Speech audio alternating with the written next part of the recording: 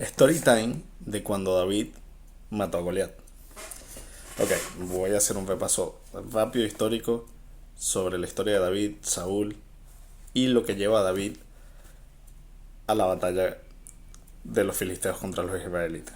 Ok, los israelitas no tenían rey. Dios imponía jueces y profetas para guiar a su pueblo, para hablar a su pueblo y guiarlos cada vez que se desviaran, que eso era cada rato.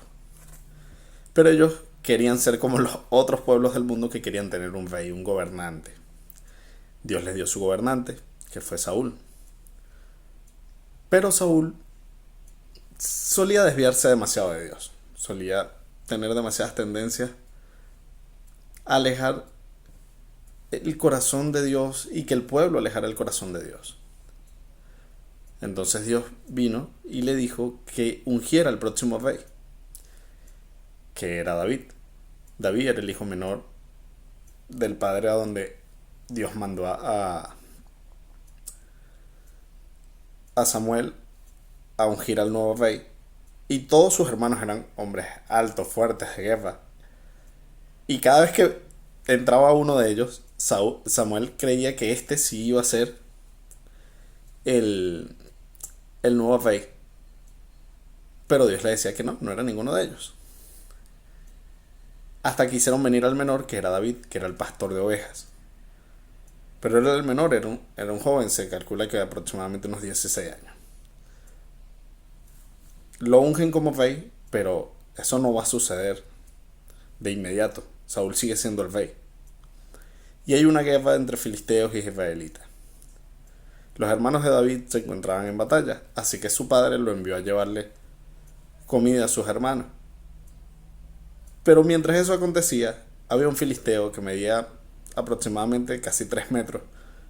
Pues son 2 metros 97, una cosa así. Era la estatura de Goliat. Era un inconverso. Y retaba al pueblo de Dios. Y les gritaba. Porque claro, él sabía que por su tamaño atemorizaba a cualquiera. Ni siquiera Saúl, que se suponía que era de entre los hombres el más alto de Israel,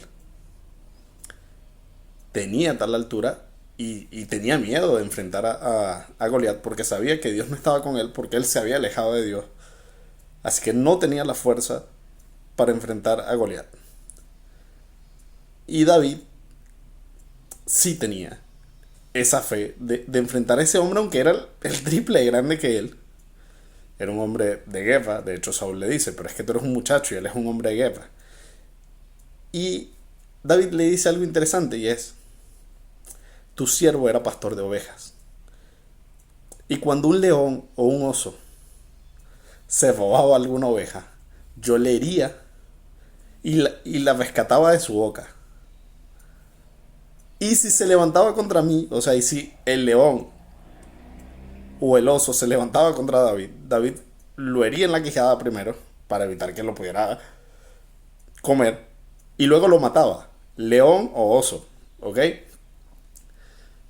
Y David está representando algo mucho más grande y es a nuestro Señor y es a nuestro Salvador. Hay que entender que todo el Antiguo Testamento, desde el principio hasta el fin, todo el Antiguo Testamento habla de Jesucristo. Todo. La Biblia nos habla primeramente de manera literal, histórica, por hechos acontecidos. Luego nos habla en parábola, porque queriéndonos decir una cosa, nos dice otra. Nos habla en simbolismo, porque muchas cosas son más de lo que parecen. Nos habla en profecía, porque nos revela lo que ha de acontecer y que acontece y fue escrito hace casi 2000 años, el último libro por lo menos. No, mentira, pero era unos 1900 años, que es el libro de Apocalipsis. Entonces, Jesús, David estaba representando lo que sería Jesús. Primero, él era el pastor de las ovejas de su padre. Jesús es el gran pastor de las ovejas de Dios, del Dios Padre. ¿Qué hacía cuando algún oso o león trataba de devorar alguna de las ovejas de su padre? Él iba y la rescataba. Y si acaso el león o el oso osaba a levantarse contra él, no podían hacer nada contra David. David les hería y luego los mataba. Pues no hay ningún mal. No hay nada ni nadie que pueda arrebatarle una oveja a Cristo. Lo que es de Dios no se le puede arrebatar. David era joven y no le podían arrebatar una oveja, un oso o un león. Mucho menos a Cristo, un demonio, una enfermedad, el mundo podría arrebatarle una oveja de su padre. No podría. Y todavía hay más simbolismo. Porque él fue el único dispuesto a enfrentarse a Goliat. Que Goliat representaba algo gigantesco que atemorizaba a todos. Y ok, veamos el simbolismo de Goliat. Goliat representa la muerte ante Dios. Saúl, siendo un hombre ungido por Dios, porque sí fue ungido por Dios, pero en ese momento le daba la espalda a Dios. Por ende, su pecado sabía que lo condenaría a muerte. Y tenía miedo a morir. Goliat era esa muerte lejos de Dios. Era el pecado y era el sacrificio que nadie estaba dispuesto a hacer. Pero David, representando a nuestro Señor Jesucristo, fue y enfrentó a Goliat y con una piedra lo derribó. No lo mató con la pedrada, porque luego salió corriendo hacia él, tomó la espada de Goliat y le cortó la cabeza. Ok, esa piedra representa su evangelio, representa su sacrificio, representa la piedra en la que está consolidado la iglesia. No es ningún hombre, no es ningún papa, no es ningún pastor, ningún apóstol, ningún profeta, ningún evangelista, sino en Cristo. En Cristo está consolidada la fe. ¿Qué quiero llegar con esto? No hay un solo versículo en la Biblia que no trate, aunque hable de otros hombres, que no trate de nuestro Salvador. O sea, esta historia normalmente la gente exalta a David y sí, como hombre, ok, es impresionante. Imagínense, tener 16 años, enfrentarte a un hombre de unos 3 metros, el hombre de pasos de guerra. Hay un intercambio de palabras donde le dice que si acaso es un perro porque viene con palos hacia él, porque claro, David cargaba el palo de pastor de ovejas. Entonces, hay mucho simbolismo, pero lo que no entendemos es que hasta en eso, el que debe ser glorificado es Cristo. Y nosotros humanamente, carnalmente, tendemos a autoglorificarnos cuando decimos y enseñamos que Dios nos va a dar la victoria como David. Sí, nos puede dar la victoria como David y simbólicamente podemos representar a David en nuestras vidas actualmente enfrentando problemas porque somos o estamos tratando de llegar a ser como Cristo. Pero en realidad la gloria es de Él. Por ejemplo, cuando alguno de nosotros predica y alguien cree, no somos nosotros quienes han hecho convertir el alma. Nosotros no somos quienes hacen que la persona se arrepienta de sus pecados. Es Dios, a través de su palabra, que nos ha usado como unos guantes a la hora de operar. De un doctor que se pone unos guantes para evitar el contacto con el cuerpo. Así tal cual nos usa Dios. Igual a la hora de hacer algún tipo de milagros. Hay mucha gente que no cree en los milagros, como por ejemplo la Iglesia Católica. Evidentemente ellos porque no tienen poder, porque están muy muy distantes de Dios. Otros porque obviamente al estar lejos de Dios, no creen en los dones. Y hay una última corriente que les entiendo, completamente les entiendo, que no creen que los dones estén activos actualmente, que eso fue un tiempo y ya no más. Pero la Biblia nos habla siempre en presente, pasado, futuro, en simbolismo, y principalmente los dones son simbólicamente para la iglesia. Pero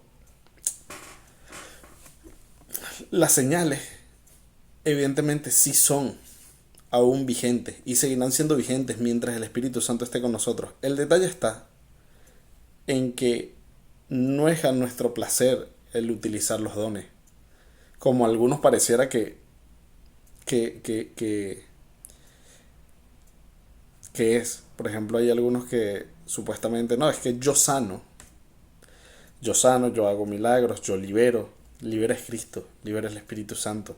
Hace milagros Cristo, el Espíritu Santo. Nosotros solo somos vasos. Nosotros solo somos guantes a la hora de operar de Dios. Unos guantes quirúrgicos a la hora de operar, y eso es reemplazable. Eso es sustituible. Eso se ensucia y ya no sirve. Eso somos nosotros en la mano de Dios cuando Él desea levantar a alguien de una silla, ver al ciego. Yo personalmente he evidenciado que su poder es vivo, es eficaz, que no solo fue mientras vivían los apóstoles. Cuando a Él le place, Él quita enfermedades de manera milagrosa, porque el don de milagro es milagro. Y sanidad tiene que ver más con cosas internas, como personas endemoniadas, atormentadas por algún tipo de perversión. Eso es sanidad. Y entiendo netamente, por ejemplo, en las iglesias bautistas, que sí, las iglesias pentecostés muchas veces tienden a ser muy desordenadas. Una descripción más de la iglesia de Corinto. Pero eso no implica que los dones se acabaron. De hecho, entre los dones descritos está el de sabiduría y el de ciencia, que son los que prácticamente se manifiestan en las iglesias bautistas a través de sus enseñanzas, a través del conocimiento que adquieren, a través de cómo enseñan las cosas para que la gente pueda comprenderlo, para que pueda hacer. Y eso también son los mismos dones. ¿Qué sucede? Que evidentemente un gran porcentaje de la iglesia actual no hace teología, no estudia teología, y interpreta la Biblia bastante mediocre. Es el término, porque primero no se dejan llevar por el Espíritu Santo para que los guíe a través de más versículos, a través de... Actualmente tenemos internet. Con el internet podemos tener un conocimiento mucho más amplio de las escrituras, no solo de los orígenes, no solo de qué quiere decir, de qué implica, de, de cómo deberíamos interpretar, por ejemplo, los libros como Job, como Salmos, Proverbios, Eclesiastés. Son libros poéticos que pueden tender a exagerar, porque es poesía, no es literal. Y otros libros históricos que representan cosas mucho más grandes, como por ejemplo este pequeño caso de Primera de Samuel, con David, su ungimiento, el ungido de Dios. Otra gran representación de Cristo era el ungido de Dios. Primero vino uno, que fue Saúl, representando al primer hombre, que fue Adán. Y luego vino Cristo, representando a David, que fue la salvación. O sea, hay muchas cosas que aprender. Y lo que no creo es que nos comportemos como unos malos pastores. Que dejemos que un león, bien sea cosas del mundo, problemas, no sé, diferencias doctrinales, una abeja se vaya al mundo, se la está llevando un oso, se la está llevando un león, y nosotros, como seguidores de Cristo, no vayamos por el bendito león y se la quitemos de la boca. Dios lo va a salvar, pero nosotros somos sus instrumentos, y si lo estamos viendo, es justamente para corregir eso, para que salvemos a nuestro hermano o hermana de su mal camino. Insisto, en serio veo muchas iglesias atacando, atacando y atacando y atacando, como si esto fuera una guerra de quién tiene la razón. La verdad es una y es Cristo, el camino es uno y es Cristo. La vida es una y es en Él. La luz es Él, no nosotros. Dejemos de enfocar el mensaje en nosotros. Dejemos de enfocar una gloria para nosotros. Lo único que necesitamos hacer es llevar el Evangelio de Cristo. El Evangelio de Cristo. No el Evangelio nuestro como pastor, como apóstol, profeta, evangelista. O para de contar cualquier cantidad de supuestos ministerios. Que, por ejemplo, muchos dicen ser apóstoles, pero ¿conocieron al Señor en persona? ¿Tienen algún tipo de evidencia de que el Señor se ha presentado en sus vidas? Porque sí, he visto gente que dice que nuestro Señor Jesucristo se le presentó. Pero su descripción muchas veces de cómo dicen que es el Señor es una descripción, primero, antibíblica. Segundo, basada netamente en lo que podemos conocer todos como la imagen de Cristo en las películas. Que según muchos estudios, lo que vemos en películas, cuadros y pinturas no es más que una romanización de Jesús por la Iglesia Católica. Entonces, ¿vieron a Cristo o creyeron que vieron a Cristo? Dejemos de creer en el hombre y empecemos a creer más en nuestro Señor Jesucristo. No importa qué historia deseas leer de la Biblia, no importa. La que sea, hablará de Él. Hablará de Él porque es su libro. Hay una correlación en toda la Biblia, en todo momento, no importa de lo que estés hablando. Si agarras y empiezas en Primera de Reyes y te vas a Primera de Tesalonicense, vas a ver una correlación siempre, porque la inspiración la hizo el Espíritu Santo. Él se encargó de que fuese escrito lo que se escribió. Miren, hay una palabra clave. A mí me gusta escribir y soy muy autorreferencial. Y entiendo como escritor esto. Los apóstoles, quienes escriben los evangelios, recalcan que Jesús hizo tantos milagros, enseñó tantas cosas, que vieron tantas cosas, que no habría hojas en el mundo para poder describir todos los milagros que Jesús hizo. Pero ¿por qué eligieron los que eligieron? Porque el Espíritu Santo los guió a escribir esos en particular para la posteridad. Porque esos iban a representar cosas que aprender, cosas que entender. Entonces el Espíritu Santo se encargó de que se escribiera lo que era importante. Hizo miles de milagros, tantos que no tendríamos que hacer una Biblia solo de los milagros de Jesús. Solamente una Biblia de los milagros de Jesús.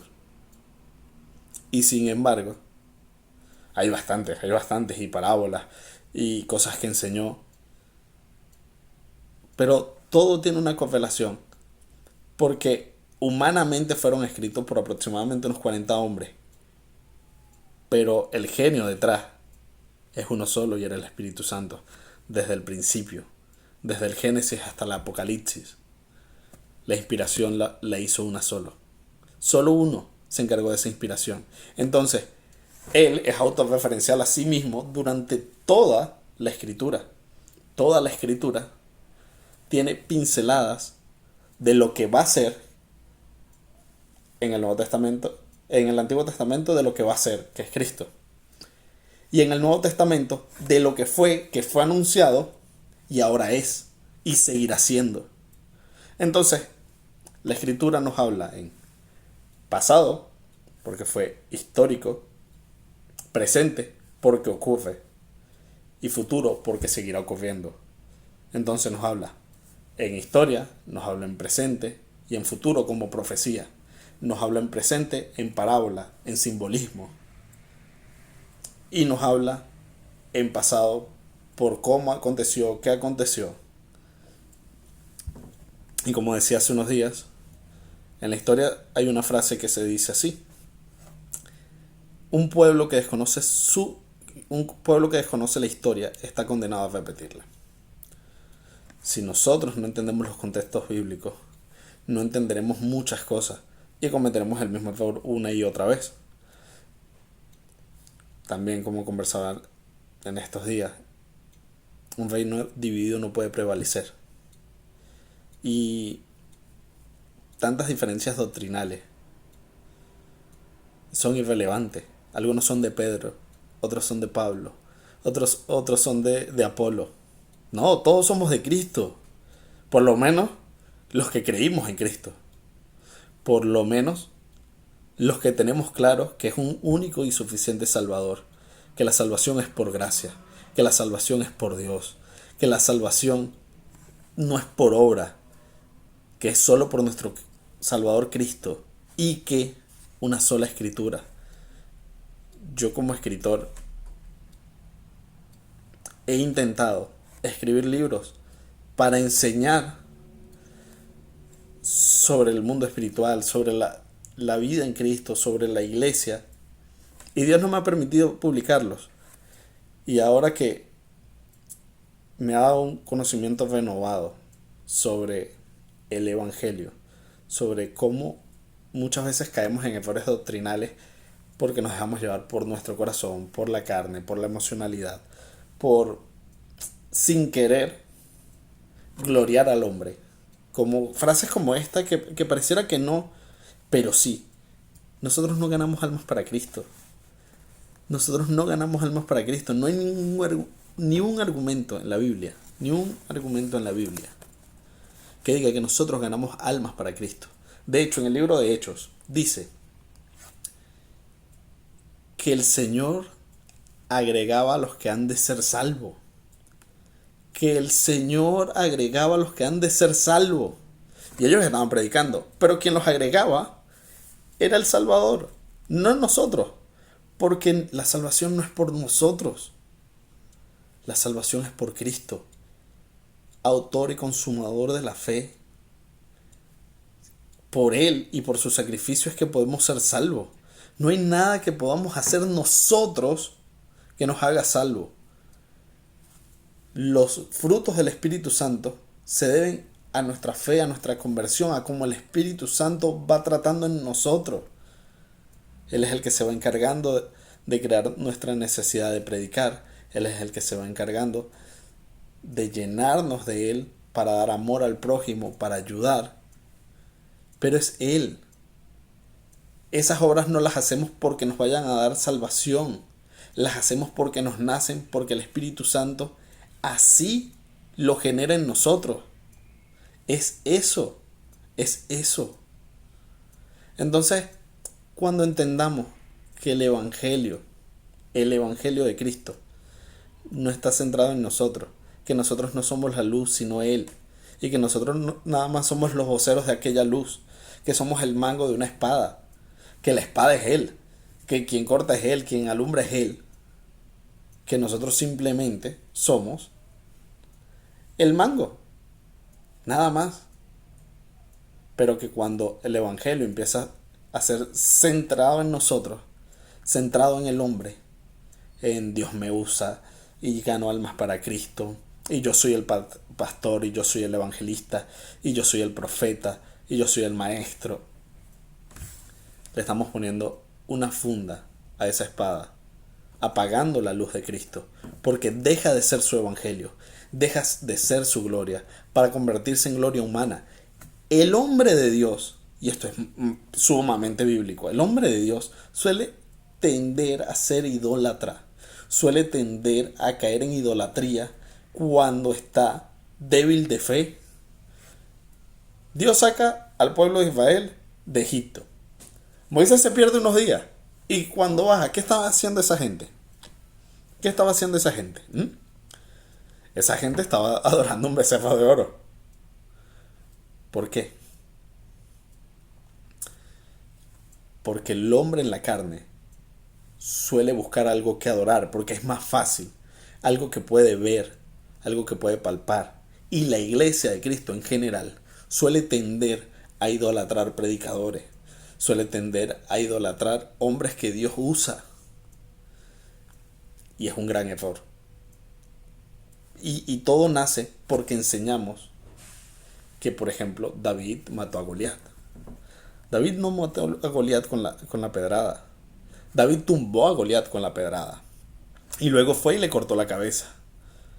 Pero el poder que tenía David y lo que sucedió allí no era más que una representación de Cristo, que lo que sucedería con el pecado, que lo que sucedería con la muerte eterna. Pues gracias a ese sacrificio de nuestro Señor, ya nosotros, al creer en Él, no estamos condenados a la muerte eterna. Ahora tendremos vida y vida en abundancia a través de Él. Antes no éramos dignos de la salvación.